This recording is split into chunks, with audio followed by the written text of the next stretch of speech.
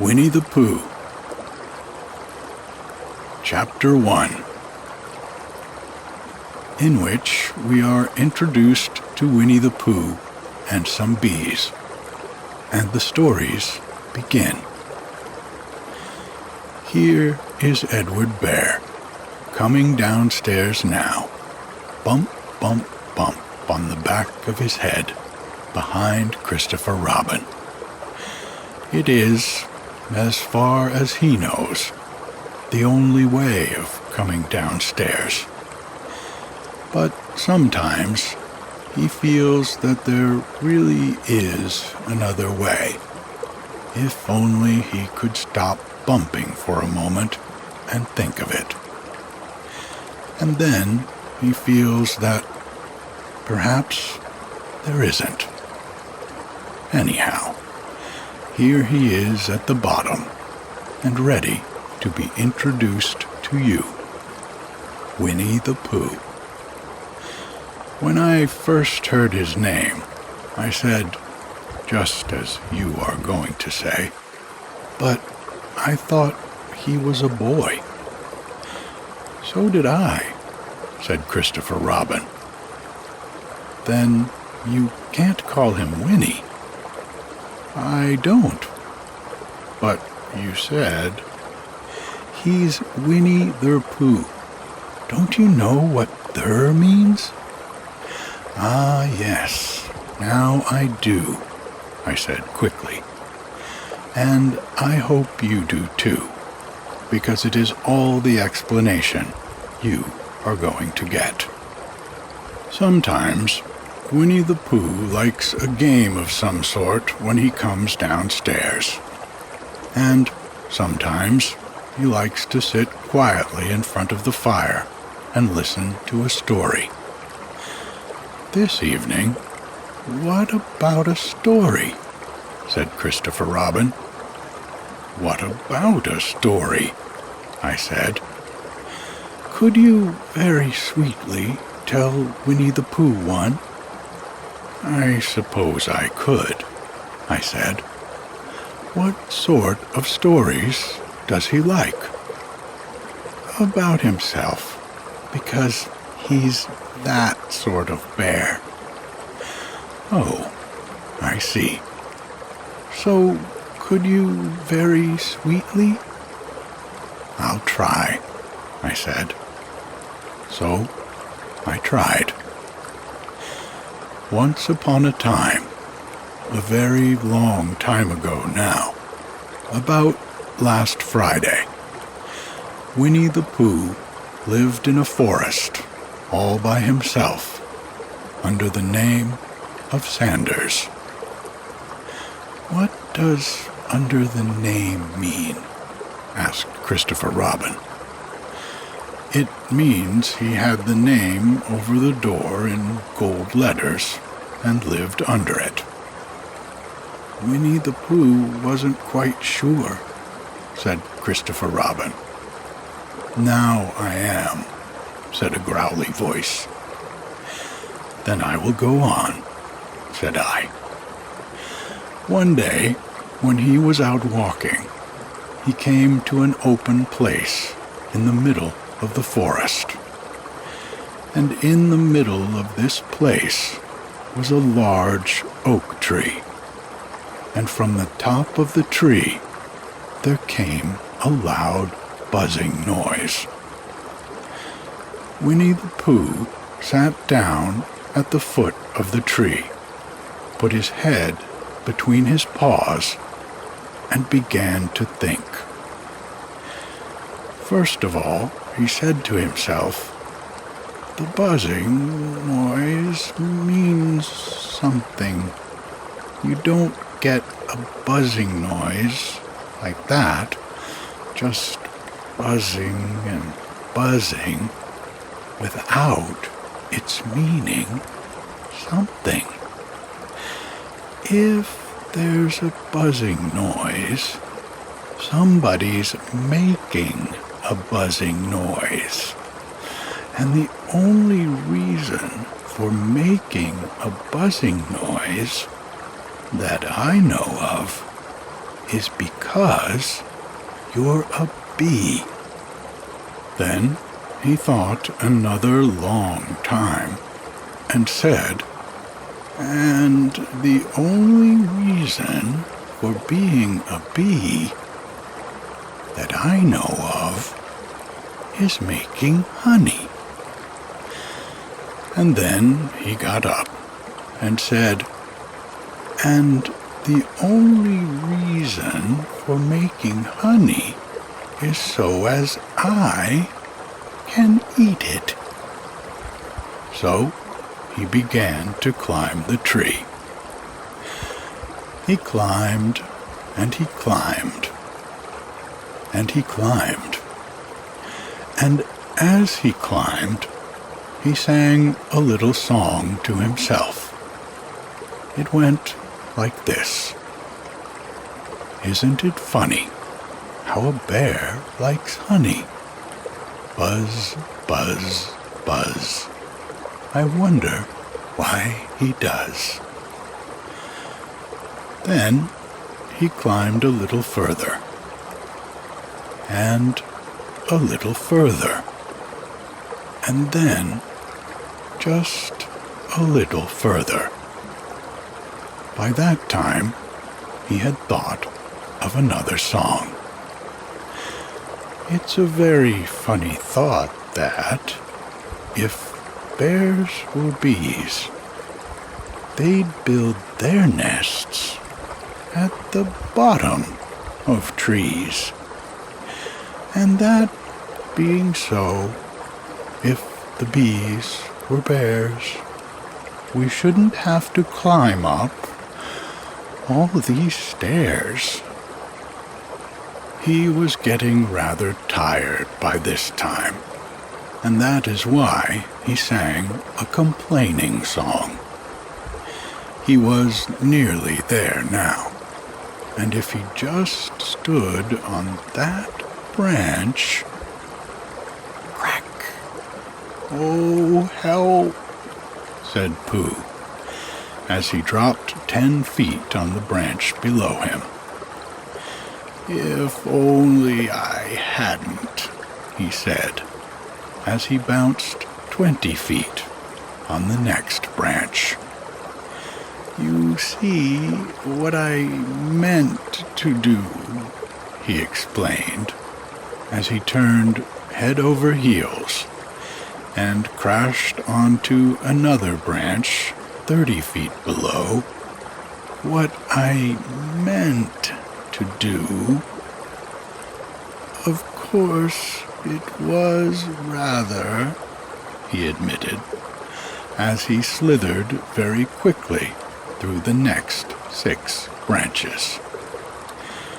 "It all comes, I suppose," he decided, as he said goodbye to the last branch, spun round 3 times, and flew gracefully into a gorse bush. "It all comes of liking honey so much. Oh, help!" He crawled out of the gorse bush, brushed the prickles from his nose, and began to think again.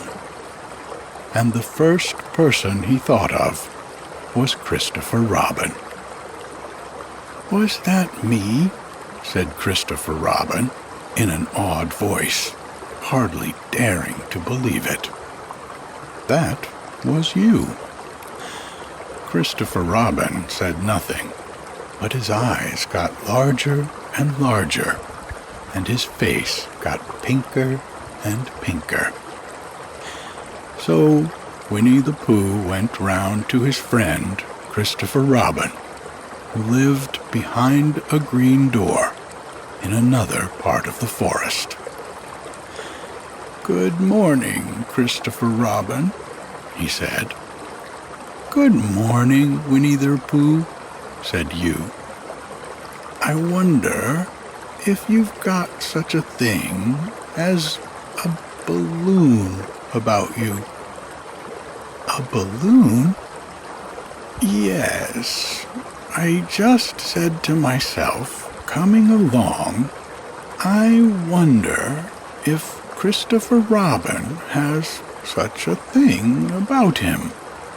I just said it to myself, thinking of balloons and wondering, "What do you want a balloon for?" you said. Winnie the Pooh looked round to see that nobody was listening, put his paw to his mouth, and said in a deep whisper, "Honey." "But you don't get honey with balloons." "I do," said Pooh. "Well, it just happened that you had been to a party the day before at the house of your friend Piglet, and you had balloons at the party. You had had a big green balloon, and one of Rabbit's relations had had a big blue one, and had left it behind, being really too young to go to a party at all. And so you had brought the green one and the blue one home with you. Which one would you like?" you asked Pooh. He put his head between his paws and thought very carefully. "It's like this," he said. "When you go after honey with a balloon, the great thing is not to let the bees know you're coming. Now, if you have a green balloon, they might think you were only part of the tree and not notice you. And if you have a blue balloon, they might think you were only part of the sky and not notice you. And the question is, which is most likely?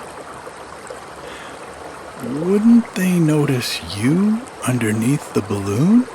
you asked. "They might, or they might not," said Winnie the Pooh. "You never can tell with bees." He thought for a moment and said, "I shall try to look like a small black cloud. That will deceive them." "Then you had better have the blue balloon," you said, and so it was decided. Well, you both went out with the blue balloon, and you took your gun with you, just in case, as you always did. And Winnie the Pooh went to a very muddy place that he knew of, and rolled until he was black all over. And then, when the balloon was blown up as big, and you and Pooh were both holding on to the string, you let go suddenly, and Pooh Bear floated gracefully up into the sky, and stayed there, level with the top of the tree, and about 20 feet away from it.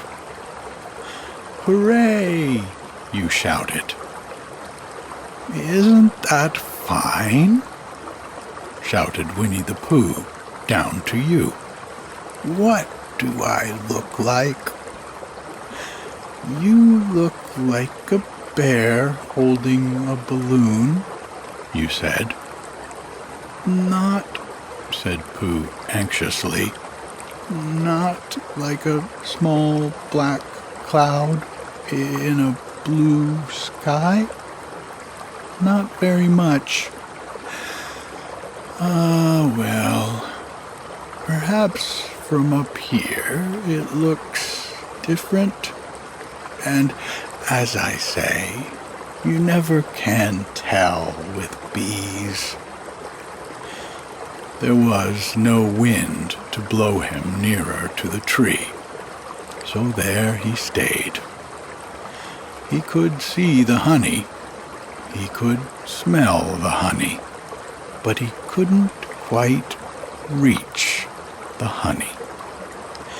And after a little while, he called down to you. "Christopher Robin," he said in a loud whisper. "Hello.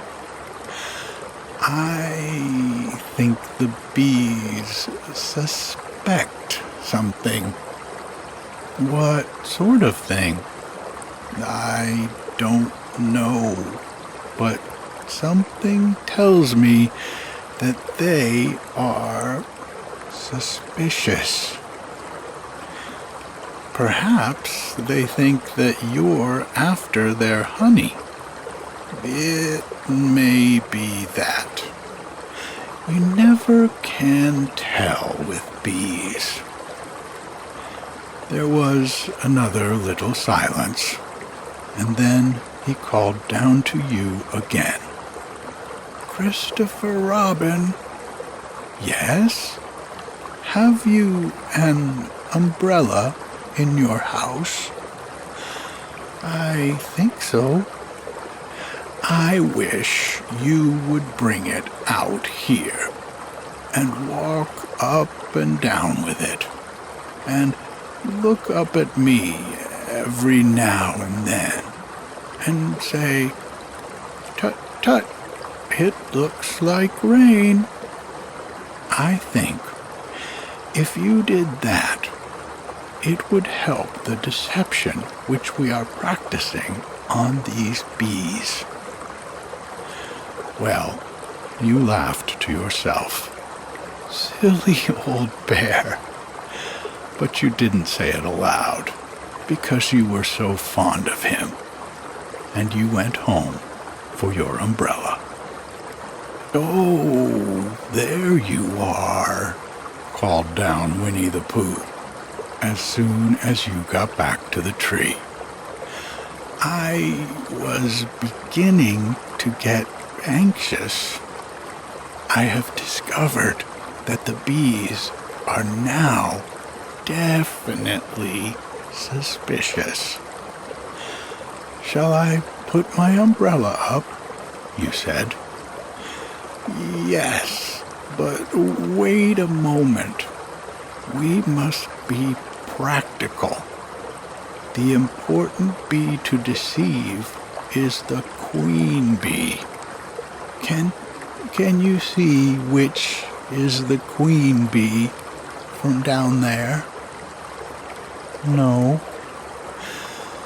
"A pity.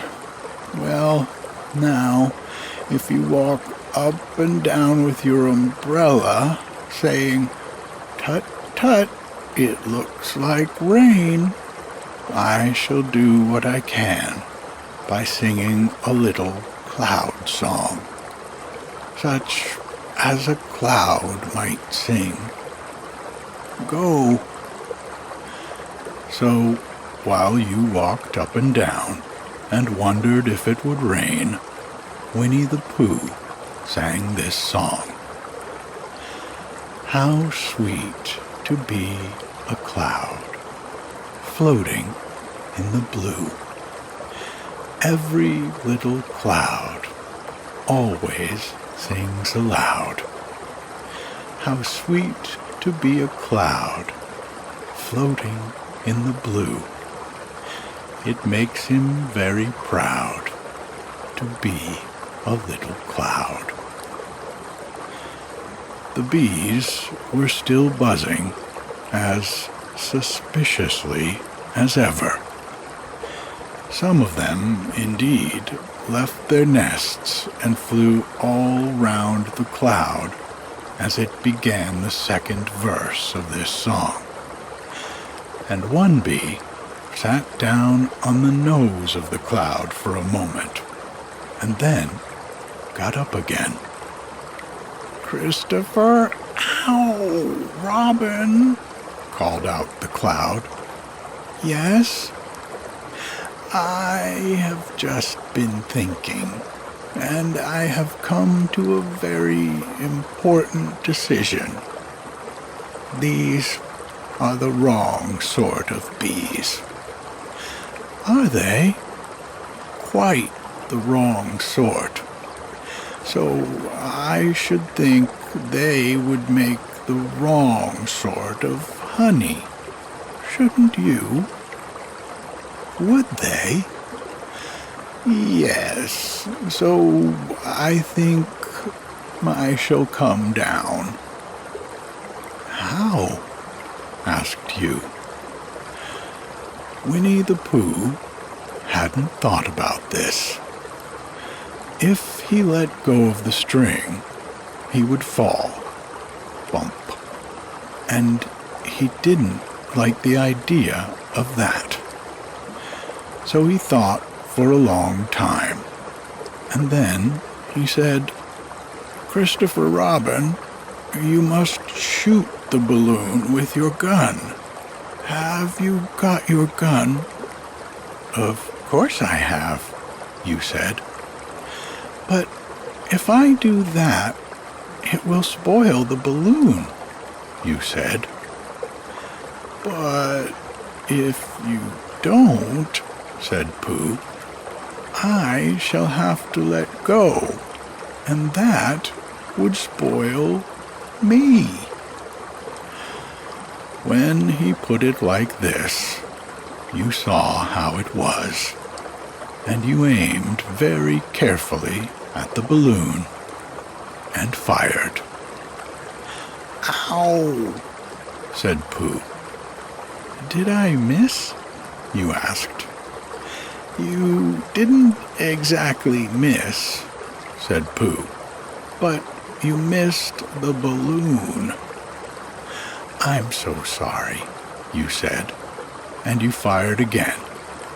And this time you hit the balloon, and the air came out slowly, and Winnie the Pooh floated down to the ground.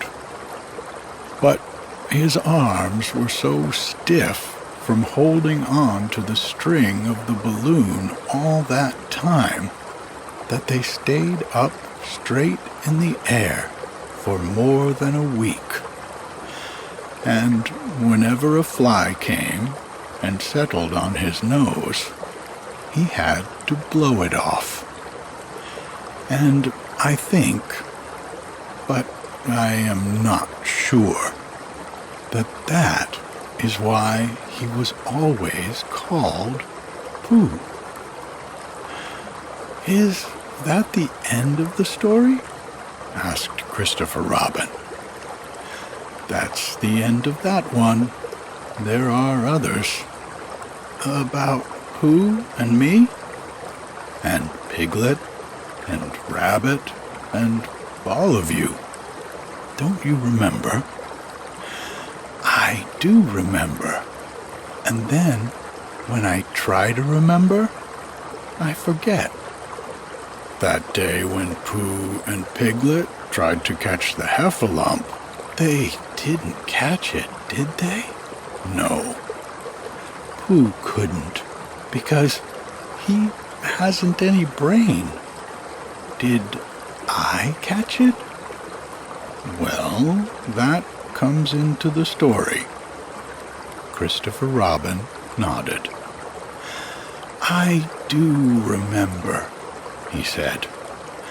"Only Pooh doesn't very well, so that's why he likes having it told to him again, because then it's a real story and not just a remembering. That's just how I feel," I said. Christopher Robin gave a deep sigh, picked up his bear by the leg, and walked off to the door, trailing Pooh behind him. At the door, he turned and said, "I didn't hurt him when I shot him, did I?" not a bit. He nodded and went out, and in a moment I heard Winnie the Pooh bump, bump, bump, going up the stairs behind him. Good night.